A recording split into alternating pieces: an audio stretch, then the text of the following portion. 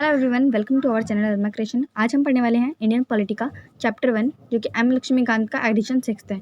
तो इसमें हम पढ़ेंगे हिस्ट्रिकल बैकग्राउंड, जो कि हमारा पार्ट 1 है। पार्ट 1 में हम क्या पढ़ने वाले हैं, कंपनी रूल पढ़ने वाले हैं, और पार्ट 2 में हम क्या पढ़ेंगे, क्राउन रूल पढ़ेंगे। तो चलिए स्टार्ट करते हैं।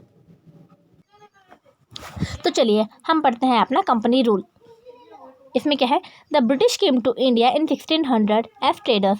मतलब जो ब्रिटिश लोग हैं वो हमारे इंडिया में कब आए थे, 1600 में आए थे। और ट्रेडर्स मतलब व्यवसाय, हमारे व्यापारी के रूप में आए थे इंडिया में, in the form of East India company. किस रूप में आए थे? East India company. जानते तो सभी होंगे ईस्ट इंडिया कंपनी के बारे में।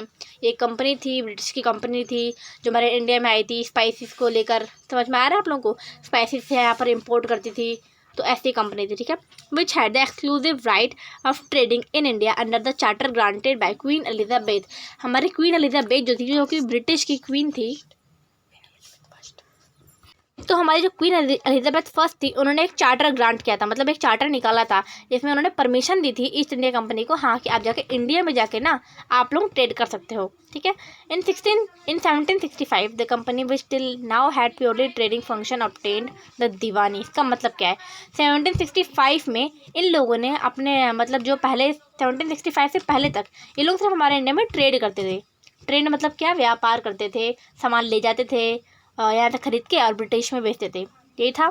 लेकिन अब इन्होंने क्या किया, अब हमारा जो दीवानी सिस्टम था, इन्होंने इसको धीरे धीरे कैप्चर करने लगे। मतलब क्या, दीवानी फंक्शन, जैसे रेवेन्यू जनरेट करने लगे यहाँ से, मतलब हमारे इंडियन फार्मर्स जो थे उनसे रेवेन्यू लेने लगे। तो ये था। हम आगे बढ़ते हैं। तो ये सब स्टार्ट कहाँ पर हुआ? बंगाल, बिहार, उड़ीसा, यहाँ पर इन्होंने दीवानी सिस्टम को कैप्चर कर लिया, दीवानी ऑब्टेन कर ली, ठीक है। In 1858 in the wake of sepoy mutiny the British crown assume the direct responsibility for the governance of India.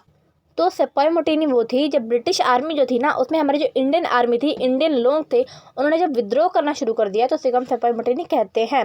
The British crown assume the direct responsibility for the governance of India. मतलब 1858 के बाद ना, मतलब उन्होंने हमें अपने आप को, ब्रिटिश लोगों ने अपने आप को हमारा कर्ता धर्ता ही समझ लिया था। मतलब अब तो जो है हमें इनके कर्ता धर्ता है, हमें इनके सब कुछ चलाएंगे। एक डायरेक्ट रिस्पॉन्सिबिलिटी, जैसे एक होता है ना, हमारे राजा हमारे सारी रिस्पॉन्सिबिलिटी निभाते हैं, तो वैसे ही ब्रिटिश हमारे ऊपर अपनी पूरी रिस्पॉन्सिबिलिटी समझने लगे थे। This rule continued till until India was granted independence on 15 अगस्त 1947। इसका क्या मतलब है? मतलब ये सब जो चीज़ें हैं ना, डायरेक्ट रिस्पॉन्सिबिलिटी की, ये सब कब तक चली? जब तक हमारे इंडिया में इंडिपेंडेंस नहीं आ गई 15 अगस्त को, तब तक ही चलती रही, 1947 तक, ठीक है। With independence came to the need for a constitution. मतलब जब हम आज़ाद हुए, तो अब इसके साथ हमारी जो एक अमर जो एक चीज़ नीड, कॉन्स्टिट्यूशन की, संविधान की नीड। अब देश है, देश कैसे चलेगा? कॉन्स्टिट्यूशन तो चलेगा। Hence a constituent assembly was formed for this purpose in 1946। एक कॉन्स्टिट्यूएंट असेंबली थी, इसके बारे में आपको थोड़ा सा बता देती हूँ। एक कॉन्स्टिट्यूएंट असेंबली थी, ठीक है, जो 199 या 299 आई थिंक इतने ही मेंबर थे उसमें। उसकी एक कॉन्स्टिट्यूएंट असेंबली थी, ठीक है, जो 1946 में फॉर्म हुई थी। On January 26 1950 the constitution came in to being. अब ये तो हम सबको पता है, 26 जनवरी को 1950 को हमारा जो कॉन्स्टिट्यूशन था वो लागू हुआ था, जिसे हम रिपब्लिक डे भी कहते हैं, ठीक है। Okay, however various features of the Indian constitution and polity have their roots in the British rule. अब इस लाइन का क्या मतलब है? इसमें क्या बोला गया है कि हमारा जो इंडियन कॉन्स्टिट्यूशन था, उसके जो रूट्स थे, उसकी जो जड़ें थी, वो ब्रिटिश रूल, जो ब्रिटिश काल था हमारे देश का, उसमें थी। इसका क्या मतलब है कि मतलब जब हम लोग इंडिया जो था ना, इसमें कॉन्स्टिट्यूशन का इतना कोई खुमार नहीं था, मतलब इतना कोई लोग जानते नहीं थे। लेकिन जब ब्रिटिश हमारे इंडिया में आए, इन्होंने जैसे हमारे ऊपर रूल किया, एक मतलब एक तरीके से, एक फंक्शन से, एक रिटर्न रूल्स से, तो लोगों को पता चला कि हाँ, रिटर्न रूल्स की कितनी इंपॉर्टेंस होती है और एक देश को चलाने के लिए कॉन्स्टिट्यूशन कितना मैटर रखता है। तो जैसे कुछ अच्छी चीज़ें, जैसे ब्रिटिश रूल था, तो कुछ बुरी चीज़ें हमारे साथ हुई, लेकिन कुछ अच्छी चीज़ें भी थीं जो हम लोगों ने ब्रिटिश से सीखी थी, ठीक है। जैसे काम करने का तरीका, ये सब चीज़ें हमने ब्रिटिशर से सीखी थी, ठीक है। अब आगे बढ़ते हैं हम। There were certain events in the British rule that laid down the legal framework for the organisation and functioning of the government and administration in British India. अब इसका क्या मतलब है? हमारा जो ब्रिटिश इंडिया था, हमारा मतलब जो ब्रिटिश रूल था हमारा इंडिया का, उसमें जैसे कोई चीज़ थी, जैसे एडमिनिस्ट्रेशन की चीज़ हो गई, जैसे लोग कोर्ट वोट बनाते थे, उसमें कोई जज होता था। जैसे आज हमारे इंडिया में भी देख लीजिए, जैसे सुप्रीम कोर्ट है, हाई कोर्ट है, ये सब क्या है? ये सब हमने सीखा कहाँ से? ये सब हमने सीखा ब्रिटिशर्स से, क्योंकि ये सब जो एक सिस्टमैटिक रूल था ना, ये हमें ब्रिटिशर्स ने दिया था, ये हमें सिखाया था। these events have greatly influenced our constitution and polity। यही लाइन है कि इन सब चीज़ों ने हमारे कॉन्स्टिट्यूशन को, हमारे पॉलिटी को बहुत ज़्यादा इन्फ्लुएंस किया था, ठीक है।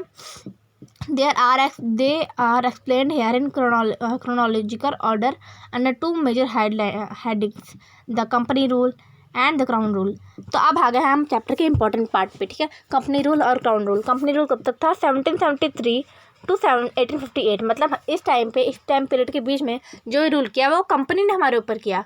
लेकिन 1858 के बाद एक डायरेक्ट, मतलब एक समझ लीजिए एक पावर में कि हाँ हम ही हैं, सब कुछ हम ही करेंगे। तो एक डायरेक्ट जो पावर थी वो क्राउन रूल में ब्रिटिशर्स ने ली थी। तो चलिए अब हम कंपनी रूल की तरफ बढ़ते हैं। अब देखिए हमारे जो ब्रिटिशर्स,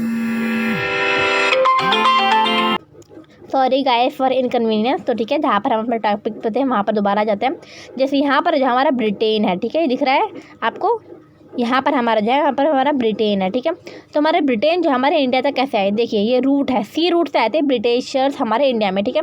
तो पहले ब्रिटिशर्स अपने ब्रिटिश से अफ्रीका तक आते थे, ठीक है, अफ्रीका पर वो अपना आराम करते थे। उसके बाद फिर यहाँ से वो इंडिया का सफ़र तय करते थे। मतलब इस रूट से आते थे तो वो बॉम्बे जाते थे, इस रूट से आते थे थोड़ा मतलब साइड से आते थे तो मद्रास, या जिसे हम तमिलनाडु कहते हैं अभी के दौर में, तो वहाँ आते थे, ठीक है।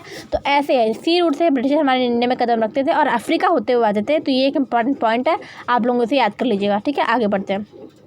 तो चलिए अब हम आ गए हैं अपने चैप्टर के इंपॉर्टेंट पड़ाव के ऊपर, company rule. The company rule 1773 to 1858। तो ये बहुत ही इंपॉर्टेंट टाइम पीरियड है हमारे देश का, जो आपको जानना बहुत ज़रूरी है। और इसमें बहुत इंपॉर्टेंट चीज़ें हैं, जो इंपॉर्टेंट चीज़ें हैं मैं आपको बता दूँगी, आपको क्या क्या याद रखना है, ठीक है। तो सबसे पहले तो आप यही याद कर लीजिए कि रेगुलेटिंग एक्ट ऑफ 1773, ये कब आया था? रेगुलेटिंग एक्ट 1773 में आया था। तो ये भी एक इंपॉर्टेंट पॉइंट है, ठीक है। तो चलिए अब हम आगे बढ़ते हैं। This act was a great constitutional importance as it was the first step taken by the British government to control and regulate the affairs of East India company in India. इसका क्या मतलब है? मतलब ये जो हमारा जो रेगुलेटिंग एक्ट था ना, ये सबसे पहले बहुत ज़्यादा कॉन्स्टिट्यूशनल इंपॉर्टेंस रखता है। क्यों इंपॉर्टेंट रखता है? इंपॉर्टेंट इसलिए रखता है क्योंकि ब्रिटिश गवर्नमेंट ने इससे पहले ऐसा कोई कंट्रोल करने की चीज़ें या ऐसे कोई चीज़ें, ऐसा कोई एक्ट हमारे मतलब बनाया नहीं था, ठीक है ना।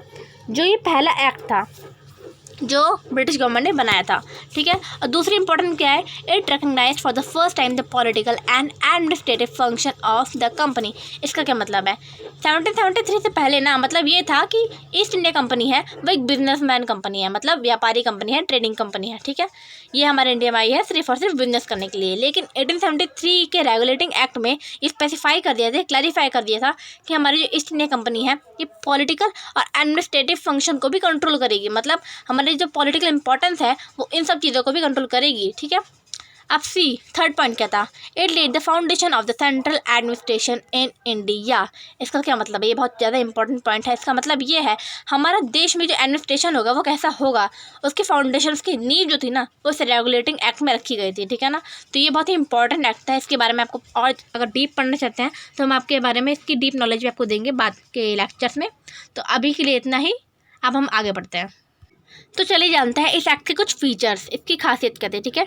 It designated the governor of Bengal and the governor general of Bengal. जो एक्ट था ना, इसने ये रिकग्नाइज कर दिया था कि गवर्नर ऑफ बंगाल है वो गवर्नर जनरल ऑफ बंगाल है। मतलब इसका मतलब क्या हुआ? मतलब जो एक सिंपल ही गवर्नर था हमारे बंगाल का, अब वो गवर्नर जनरल है, मतलब मेन पावर्स के हाथ में होल्ड वो करके रखा है, ठीक है। And created an executive council for of 4 members to assist him.